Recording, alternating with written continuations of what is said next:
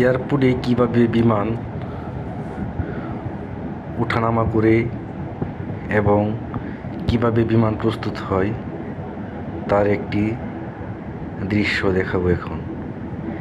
এই একটি কার্গো বিমান যাচ্ছে, এটি হচ্ছে কার্গো বিমান, আর ওই যে এক পাশ দিয়ে আরেকটি বিমান নামতেছে।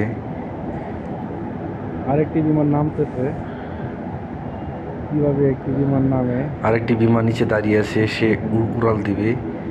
এই বিমানটা নামার পরেই আরেকটি বিমান, ওই 3-4টা বিমান একসাথে আছে, তারা প্রস্তুতি নিচ্ছে উড়াল দেওয়ার জন্য। এই যে বিমান প্রায় নেমে গেছে। এই বিমানটা নেমে গেছে।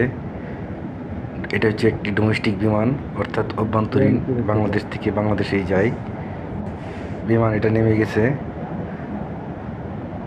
সে নেমে রানওয়ে দিয়ে আসবে। ওই দিক দিয়ে হেলিকপ্টার উঠতেছে।